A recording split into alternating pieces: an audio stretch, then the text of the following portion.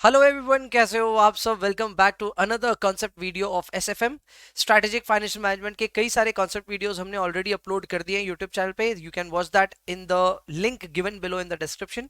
Playlist में जाएं और सारे कॉन्सेप्ट वीडियोस का आनंद उठाएं।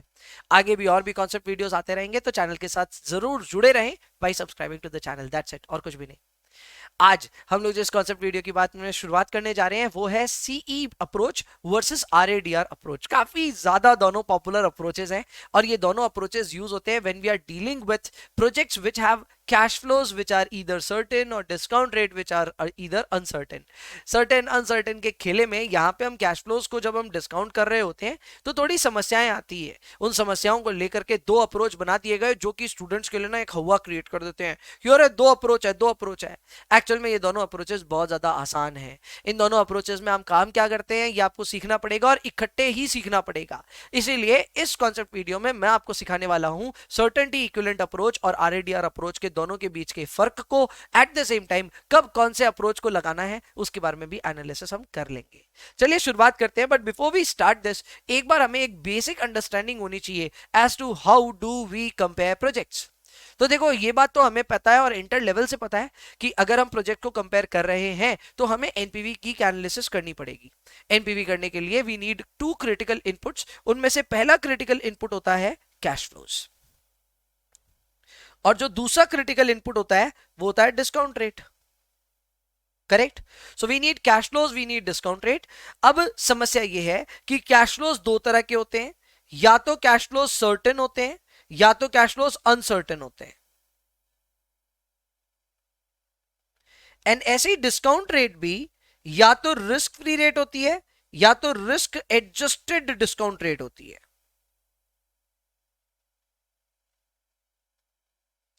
सो हमारे पास में ना टोटल 4 इनपुट्स हैं to deal with, not just 2।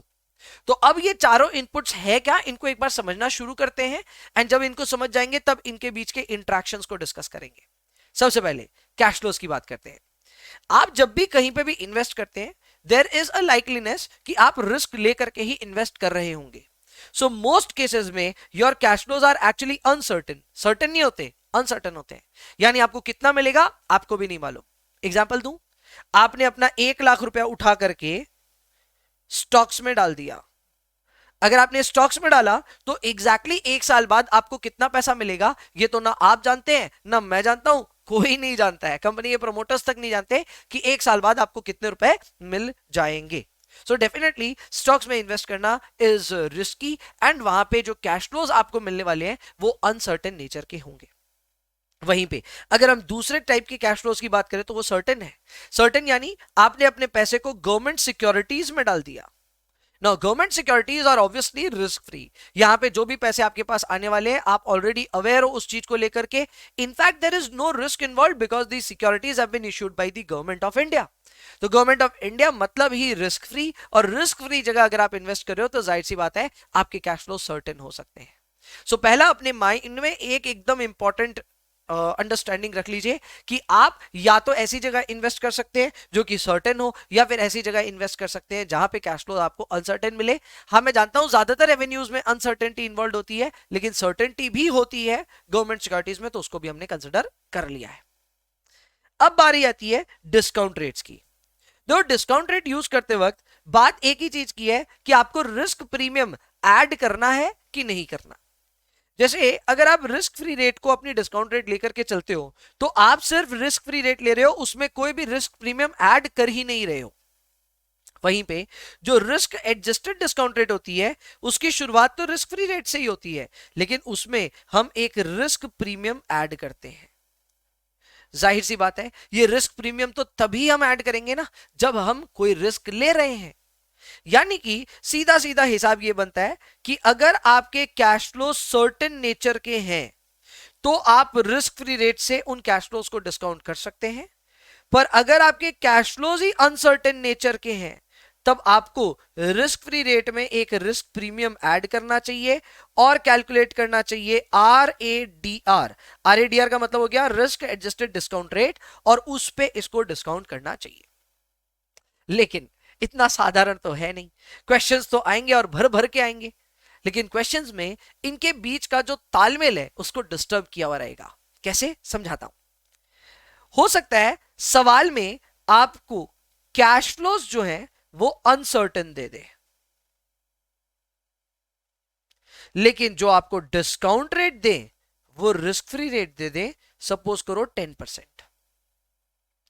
तो अब क्या हो रहा है प्रॉब्लम, इन दोनों का आपसी तालमेल बैठ नहीं पाएगा क्योंकि कैश फ्लोज है अनसर्टेन नेचर के और यहां पे रिस्क फ्री रेट है 10%। तो हम यहां पे सबसे पहले एक एनालिसिस करते हैं कि चलो कोई बात नहीं, पहले अनसर्टेन कैश फ्लोज बताओ। सपोज करो हमारे अनसर्टेन कैश फ्लोज हैं, क्योंकि हमने 1 लाख इन्वेस्ट किया था ना, तो हो सकता है हमारे हाथ 80,000 ही आए, ठीक है, या हो सकता है फर्स्ट ईयर में 80,000 आए, ठीक है, या सिंपल रखते हैं, फर्स्ट ईयर में हो सकता है हमारे पास 20,000 रुपए आए, सेकेंड ईयर में 30,000 आए, थर्ड ईयर में 50,000 आए, फोर्थ ईयर में 80,000 आए।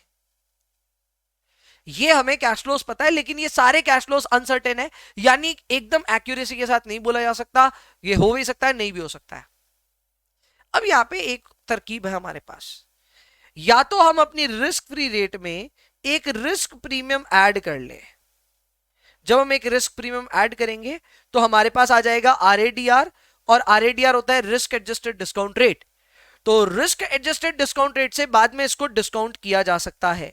तो हम क्या करेंगे, हम यहां पे इनकी पीवी कर लेंगे यूजिंग आरएडीआर। ये है सॉल्यूशन नंबर 1, ठीक है। तो सपोज करो अगर हमारी रिस्क प्रीमियम है 6% की, तो हमारी आरएडीआर आ जाएगी 10 + 6 यानी कि 16%। तो हम क्या करेंगे, इस पूरे सारे सेट ऑफ कैश फ्लोज को 16% से डिस्काउंट कर लेंगे। तो उसके लिए हमें जो प्रेजेंट वैल्यू निकालनी पड़ेगी निकल जाएगी। जैसे कि फर्स्ट वाले की प्रेजेंट वैल्यू होगी 20,000 divided by 1.16 to the power 1, second वाले की होगी 30,000 divided by 1.16 to the power 2, and accordingly ये पूरा कैलकुलेशन हो जाएगा। तो ये तो हुआ अप्रोच नंबर 1 जहां पे हम आरएडीआर यूज कर रहे हैं। क्या भैया ऐसी भी तरकीब है जिससे हम ये अनसर्टेन कैश फ्लोज को सर्टेन बना दें? हाँ जी, पाप धुले जाते हैं, पाप धुल सकते हैं। पाप धुलने का तरीका क्या है, पाप धुलने का तरीका यह है कि आप एक सर्टेनिटी इक्विवेलेंट सवाल में ढूंढ के निकाल लो। सर्टेनिटी इक्विवेलेंट ये कहता है कि अगर आपको 20,000 रुपए मिल सकते हैं तो हम जोर डाल करके ये पूछ सकते हैं कि ये जो 20,000 हमें मिलने वाले हैं इसमें सर्टेन कितने हैं, इसमें कितने रुपए जो आएंगे ही आएंगे। अब देखो ना, आप खुद हिसाब लगाओ, आप जो भी चीज की बात करते हैं ना उसमें लोग आपको एक एस्टीमेट देते हैं पहले कुछ, और फिर आप जब जोर डालते हैं ना कि एकदम पक्का पक्का बता, तो फिर एक नया नंबर देते हैं आपको। जैसे एग्जांपल के तौर पे आप एक पार्टी में अपने दोस्तों को इनवाइट करना चाहते हैं, दोस्तों से पूछा कितने आओगे रे तुम लोग, वो लोग बोल रहे 50 आएंगे। 50 उन्होंने ऐसे ही बोल दिया, पता नहीं बहुत लोगों का प्लान ही नहीं मालूम। फिर हमने जोर डाल के पूछा पक्का पक्का बता कितने लोग आएंगे, तो उसने बोला 30 आएंगे भाई। तो ये 50 का 30 हुआ, कैसे हुआ, क्योंकि उसने एक सर्टेनिटी इक्विवेलेंट अप्लाई कर दिया। वो सर्टेनिटी इक्विवेलेंट था 0.60, वो सर्टेनिटी इक्विवेलेंट था 0.60, जो कि 50 पे जब अप्लाई हुआ तो नंबर क्या दे दिया 30, यानी 50 भी नंबर ऑफ पार्टिसिपेंट्स है और 30 भी नंबर ऑफ पार्टिसिपेंट्स है। लेकिन 50 जब बोल रहे थे तो अनसर्टेन था, पता नहीं था आएगा नहीं आएगा, लेकिन जब 30 बोल रहे हैं तो फिर एकदम सर्टेन है। वैसे ही कैश फ्लोज में भी हो सकता है, हम कैश फ्लोज में सर्टेनिटी इक्विवेलेंट का एक कोएफिशिएंट ले लेंगे जो कि हो सकता है 0.60 यहां पे, तो हम जो कैश फ्लो कैलकुलेट करेंगे इसके बाद वो हो जाएगा certain. So 20,000 into 0.60 will be 12,000, यानी जहां पे कैश फ्लोज 20,000 बोलते हैं अनसर्टेनिटी के नाम पे, उसी को सर्टेन करने के लिए हम उसे 12,000 बोलेंगे। सेकेंड ईयर में हमारे अनसर्टेन कैश फ्लोज है 30,000, सपोज करो हमारा सर्टेनिटी इक्विवेलेंट हो जाएगा 0.50, so this will become 15,000। Third year में 50,000 हमारा कैश फ्लो है, सपोज करो सर्टेनिटी इक्विवेलेंट हो जाएगा 0.40, so this will become 20,000। Fourth year में 80,000 हमारा अनसर्टेन कैश फ्लो है, सपोज करो ये हो जाएगा 0.30, सो दिस विल बिकम 24,000। क्या ये बात आपको समझ में आ रही है? सो दो तरीके हैं यहाँ पे। पहला तरीका ये है कि अनसर्टेन कैश फ्लोज लीजिए, लेकिन फिर डिस्काउंट रेट जो है उसको आरएडीआर में तब्दील कीजिए। Take the risk free rate but add a risk premium to it, when you do it you calculate RADR और बाद में डिस्काउंटिंग RADR पे कीजिए। ये तरीका भी सही है। इस तरीके को हम कहते हैं RADR अप्रोच। इसी तरीके को हम क्या कहते हैं? RADR approach. वहीं पे सर्टेनिटी इक्विवेलेंट अप्रोच क्या होगा? सर्टेनिटी इक्विवेलेंट अप्रोच में ये होगा कि हमने कैश फ्लोज को ही बोलेंगे कि भाई तुम लोग सुधर जाओ, रेट तो सुधरेगा नहीं, तो तुम लोग क्या करो, अपने अनसर्टेनिटी को सर्टेनिटी इक्विवेलेंट से मिला करके सर्टेन बना लो। When the cash flows become certain, तब हम आराम से 10% जो कि हमारी रिस्क फ्री रेट है उससे इसको डिस्काउंट कर सकते हैं।